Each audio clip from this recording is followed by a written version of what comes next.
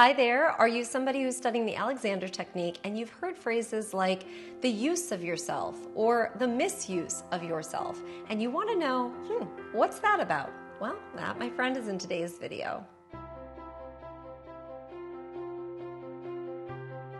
Hi there, my name is Morgan Risden and I'm the creator of Center Studio, where I teach people skills to feel more comfortable more often by creating videos just like this one.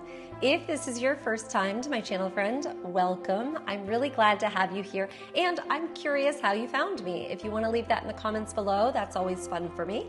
And then of course, if you enjoy today's content, I hope you'll do me a favor, hit that subscribe button. Also, there's a notification bell if you like, that lets you know every week when I've uploaded my next video. All right, and then you can check out some of my other videos.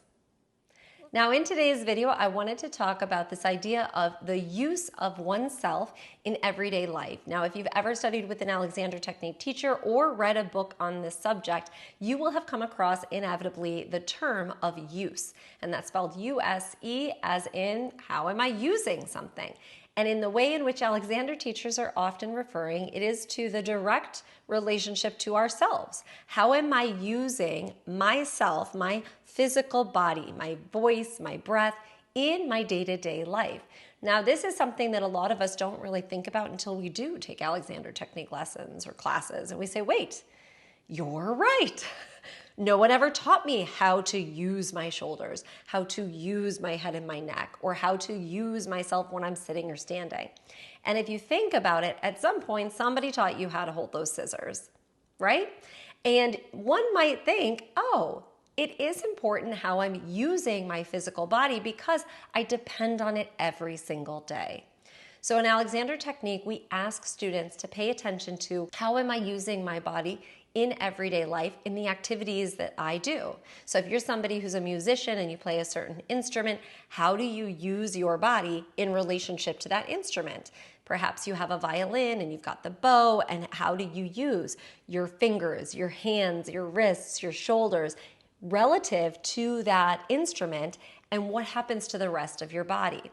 And this is really helpful because in Alexander technique, we're looking at where we end up misusing ourselves, in which case we're talking about how am I not being very efficient, effective, or even careful with the way that I'm using my body when I'm playing an instrument, doing my life, at the computer, doing the laundry, the list goes on.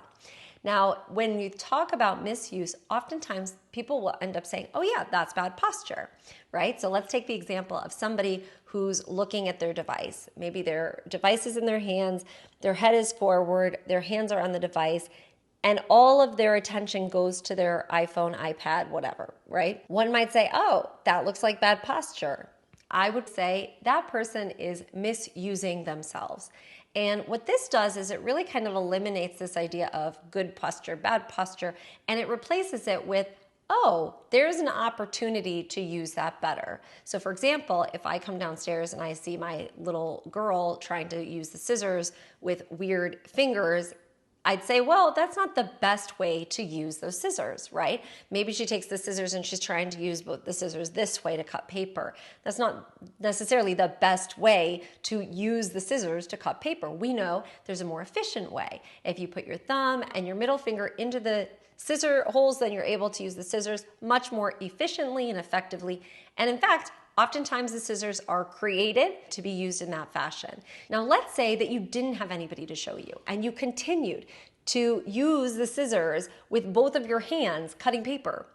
Now, let's say that you did manage somehow to cut the paper, but let's also say that maybe somebody never showed you that you only cut maybe one or two pieces together at a time. So now you're trying to cut multiple stacks of paper because you're like, well, there are shears and scissors and I should be able to cut paper so I can cut multiple pieces together.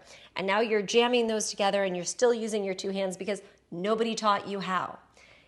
We could assume that you are misusing these scissors and that you might even break the scissors because they're not intended to be cutting through 100 sheets of paper simultaneously with both of your hands clamping down at the same time. This is my illustration for use and misuse of self. You know, friend, how to use a lot of things in your life. But let me ask you this. Did anybody ever teach you how to use your shoulders? how to use your knees, how to use your head and your neck, how to turn your head, how to turn your body, or even how to sit and stand. These are things that we don't usually think about, and when Alexander teachers talk about them, we're talking about how are you using your body, okay? How are you using your head and your neck and your spine, your knees, your ankles, your feet, your fingers, and even we can include your voice. How are you using your breath and how are you using your voice? And all of these things, when you start to identify where you're actually misusing things, oftentimes people find there's a correlation between misuse, oh, I'm not using my shoulder properly. I'm not using my neck and my head in a way that's efficient. They usually see a correlation between, oh, and I have neck pain, and I've got shoulder problems, I have TMJ, I've got repetitive stress injury. There's usually a relationship between the misuse of one's body, the way that they're using their body or misusing it, and the way that they feel. And so as an Alexander teacher, I'm always asking students to raise their awareness and consciousness to be able to identify how can I improve my use, how can I learn how to use myself so that I don't cause injury, so that I don't have pain. And then we can get from misuse into better use. Now, I hope you enjoyed today's video, friend. And of course, as always, if you did, it would really mean a lot to me if you'd hit that like button. Also, be sure to let me know, how did you find this channel? If you're new here, how did you come across it? Was it a Google search, a YouTube search? I'd love to hear from you. Until next time, take care. Ciao.